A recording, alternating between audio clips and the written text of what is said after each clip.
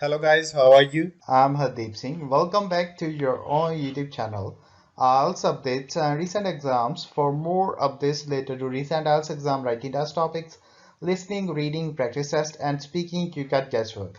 Please, guys, participate in everyday listening and reading practice test to achieve your desired band score in your actual IELTS exam. Please hit the like and subscribe button. Press the bell icon for the upcoming notifications. Don't forget like, subscribe and share my YouTube channel and my Facebook page, IELTS updates and recent exams. Now turn to part 1. Jack is on his way to Margaret's house party. He is phoning her for directions. First, you'll have some time to look at questions 1 to 5.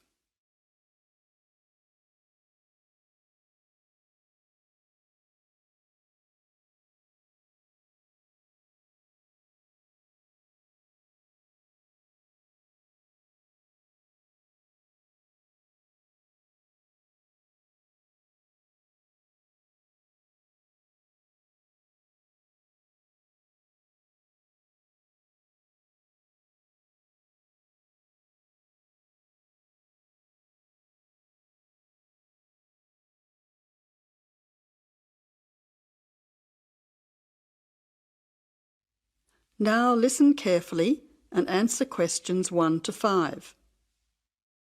Jack has got lost on his way to Margaret's party. He is phoning her for directions. Hello, is that Margaret? Yes, who's speaking? Margaret, it's Jack. I think I'm lost. I can't see a signpost and... Jack, so where are you now? Well, I'm a bit confused about the directions, but I'm at a T-junction. What can you see around you? I can see a pub on the corner. Can you see the name of the pub? Wait a minute, let me see. It's hard to see in the dark. Yes, I can read it now. It's called the Lion's... Head. Oh, the Lion's Head. Okay, well then you're not too far away. Go straight ahead through the traffic lights to the next T-junction. Sorry, I didn't hear you. What did you say? I said just go through to the next T-junction. Okay. Now what? Well, there's a park in front of you and a large 2-story building on the corner. Yes, I can see them. Okay, so now turn left. Hang on, you're coming up the street, so you'll have to turn right. Okay, got it. What's the name of your street? It's Wesley Street, Wesley, number 70. We're the 5th house on the left. You should see a red letterbox and some bushes in front of the house. Okay, 5th house, number 70. I should be there soon. Am I late for the party? It sounds like things are happening there. No, it's only just started. That's good. I should be there in the next 10 minutes. See you soon. Jack hangs up and walks on. 7 minutes later, he calls Margaret again, as he still can't find the house. You now have some time to look at questions 6 to 10.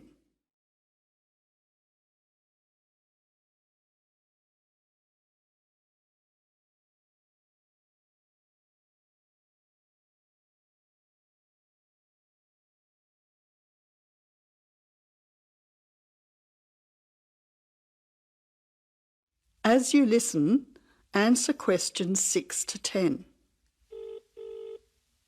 Who's speaking? Hi, Margaret. It's Jack again. Sorry to bother you. Listen, would you mind doing me a favour? Of course, what? Could you tell Mike I have got his camera?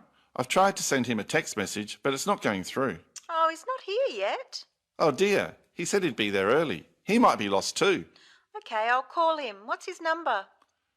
0482 563379. Oh, so that's 0485. No, 0482 563379. Okay, I'll call him right away. But where are you now? Well, I'm in your street, but I still can't find your house. I can't see the numbers very clearly, or a red letterbox. It's pretty dark. I thought you said it was easy to find. Oh, okay, wait there. I'll come outside and get you. All right then, and don't worry about calling Mike. I'll try to call him now. Hang on, there's someone coming down the street. It looks like Mike. Oh, and I can see the letterbox now. It was hidden behind a bush. See you soon. That is the end of part 1. You now have 1 minute to check your answers to part 1.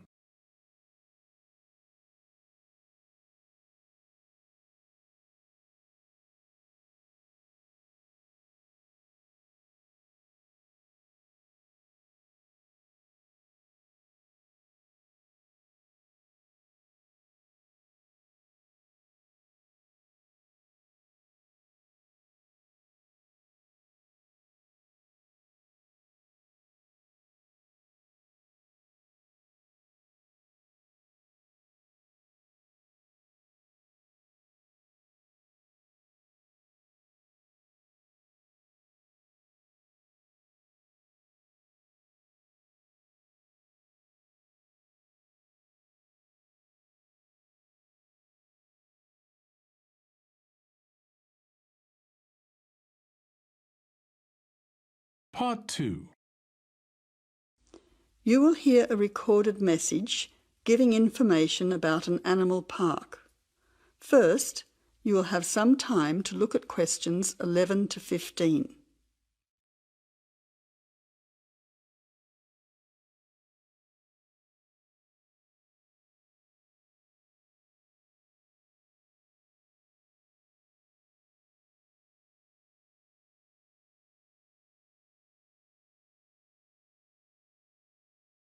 Now listen carefully to the first part of the message and answer questions 11 to 15.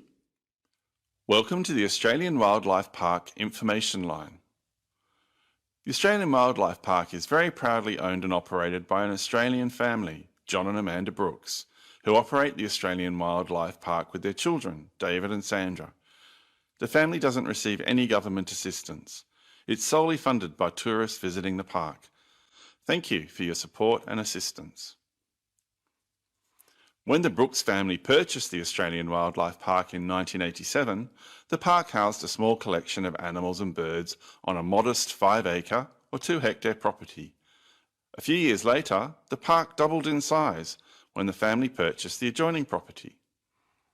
Also, the collection of animals started to boom. In May 2003, the family designed and built a new park in the public open space. Once again, more than doubling in size. The park now features about 200 species with more than 2,000 head of animals, birds and reptiles. Regarding the entry fee, adults pay $23, children aged 3 to 14 pay $10, aged pensioners are $17 and students are $16. One of the great things about the Australian Wildlife Park is that all of the attractions are included in the entry fee. No extra money is needed around the park, so make the most of your experience.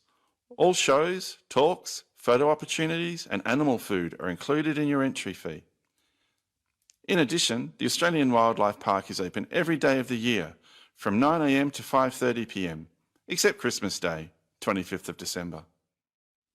Before the final part of the message, you now have 20 seconds to look at questions 16 to 20.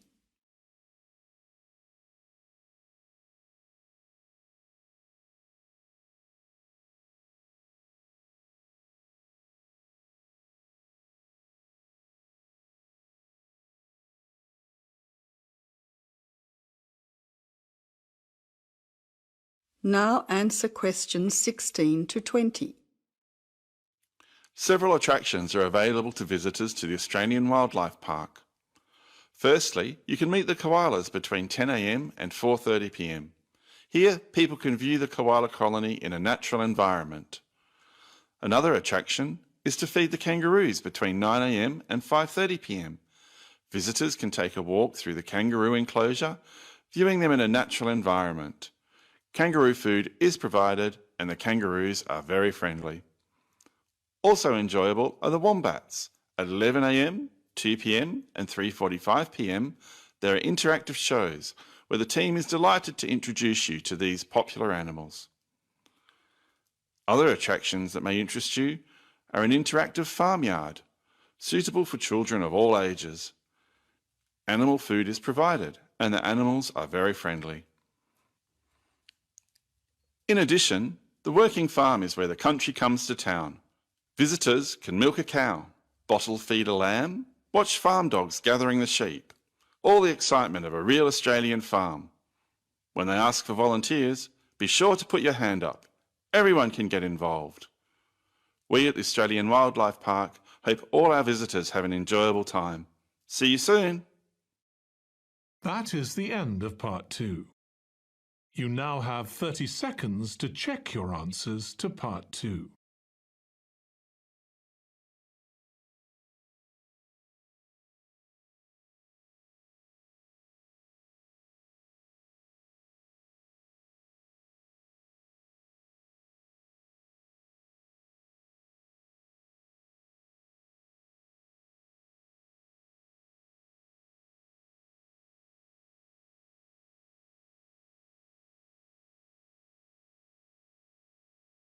Part 3. You will hear two students, called Richard and Shirley, discussing the information they have collected so far for a group project. First, you will have half a minute to look at questions 21 to 30.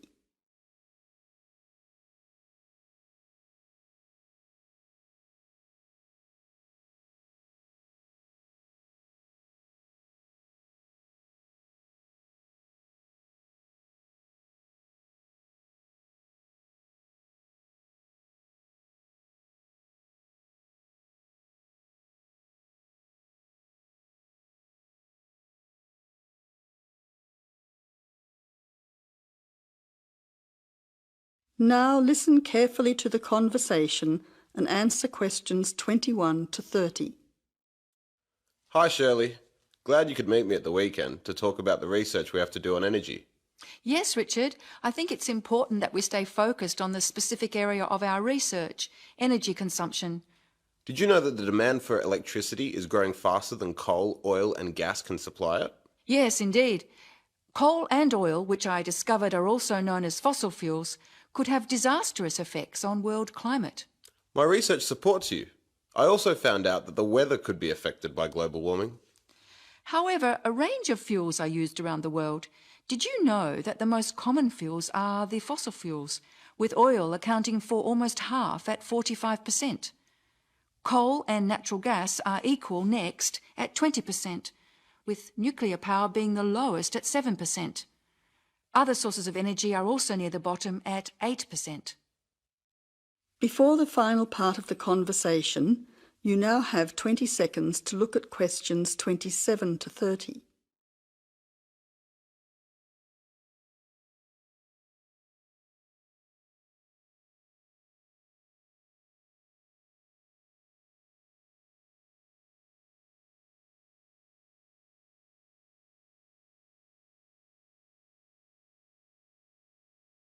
Now answer questions 27 to 30. That information will be useful when we look at the different energy sources in detail. We also need to look at the pros and cons of each type of energy. We've already said that fossil fuels increase the world's temperature, but we also need to mention the most serious issue, that these three types of fuel are finite, meaning they will not last forever. Another major disadvantage is that by burning coal and oil in particular, chemicals are released into the atmosphere, which combine with water to fall back to Earth and damage both plant and animal life. That really sounds useful. If you focus on coal, oil and gas, I'll look into nuclear power. It is common knowledge that nuclear power stations create radioactive waste, but I'm particularly interested in how this unwanted waste product is dealt with safely. I'll also need to look at the effects on people living near these power stations. Yes, I think all those areas need exploring. Do you think I should also look into renewable energy sources, such as wind and sun, energy that never runs out? Don't you think it's an important area to consider? Yes, but I don't think I'll have enough time to look at it in enough detail. I also agree that we have enough to focus on until our next group meeting. So to finish, you could find some information on the advantages of fossil fuels, and I'll give you the facts that I have already on coal, oil and gas. We don't need to look into other energy sources because I'll get more details on the nuclear industry. That's great. See you in 2 weeks' time. That is the end of part 3. You now have 30 seconds to check your answers to part 3.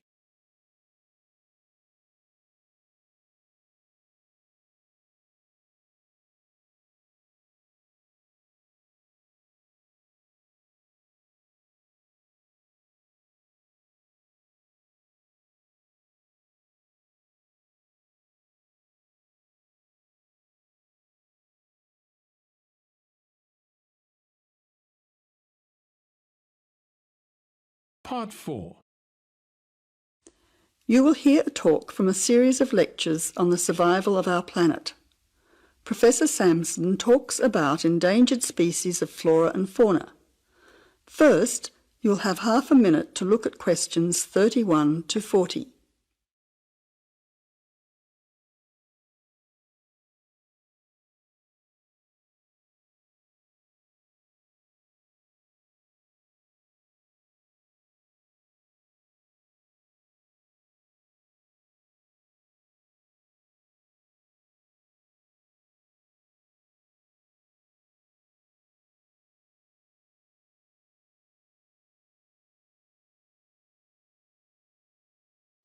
Now listen carefully to the talk and answer questions 31 to 40. Good afternoon, ladies and gentlemen. Today's topic in this series of lectures on our planet is about ensuring the survival of our very important plant and animal species. In this lecture, I want to discuss one way that we can do this. No one will ever see a huge dinosaur thundering through the forest. No one will ever see a paradise parrot flash its rainbow colours across the sky. The fact is that many animals and plants have been wiped out. Sadly, they are extinct. It is too late for them. Extinction is forever. We can't do anything about the species that have already disappeared. But today, there are many animals and plants that could still become extinct in the future if we do not act now. They are endangered. The African elephant and rhinoceros have become endangered because of the value of their tusks. Australian parrots and reptiles are smuggled onto planes because certain people in other countries are prepared to pay thousands of dollars for them. And there are many other species around the world that are endangered because they no longer have a place in which to live and reproduce safely. The main cause of extinction is the destruction of habitats.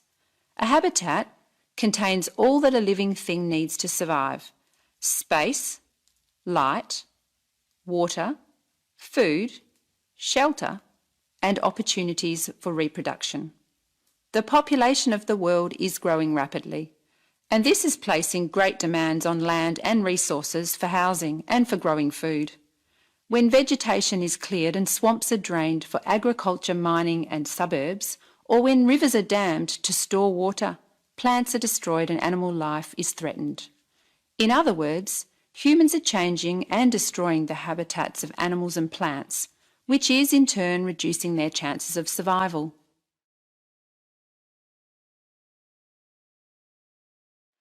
So how can we conserve habitats and help save endangered species? Well, one way is to protect their habitats permanently in national parks or nature reserves. National parks have been created in many countries. They encourage people to enjoy the beauty and diversity of the animals and plants that live there without harming them. By supporting and visiting these parks, people can become more aware of the species that live there and how the parks work to protect them. It is very important that, when visiting a national park, we keep them safe for future generations of plants and animals by obeying a few rules. Firstly, follow the fire regulations. Don't throw cigarettes or build fires, except at certain times of the year in especially allocated areas and facilities. Secondly, remember to leave pets at home. Pets, such as cats or dogs, can hunt birds or other small animals. Some pets might even escape and become a serious threat. Thirdly, place all rubbish in a bin or take it home. Plastic bags or leftover food are dangerous to the animals and harm the environment. Don't pick the flowers or damage the plants. Flowers create the next generation of the plant. Also, for the same reason, birds' eggs must be left in their nests. The loss of species in the past is sad. However, there is hope for the future. Despite the demands of our increasing population, we can work to protect the plant and animal species we still have. So I would like to conclude by saying that I believe that, with strong public awareness and support of these national parks and reserves, the future of endangered species can be ensured. That is the end of Part 4. You would now have 10 minutes to transfer your answers to the answer sheet. So guys, don't forget like, subscribe and share my YouTube channel and my Facebook page. IELTS updates and recent exams. For more updates related to recent IELTS exam writing test topics, listening, reading, practice test, and speaking, you get guesswork. Please guys participate in everyday new IELTS listening and reading practice tests to achieve your desired band score in your actual IELTS exam. For more IELTS material, visit my official website www.ieltsupdatesandrecentexams.com. The link is given below in the description. If you need PDF files of latest IELTS material, then please join my Telegram channel. So guys, please write your score below the comment section. Again, thanks for listening. God bless you all guys. Stay tuned, stay safe.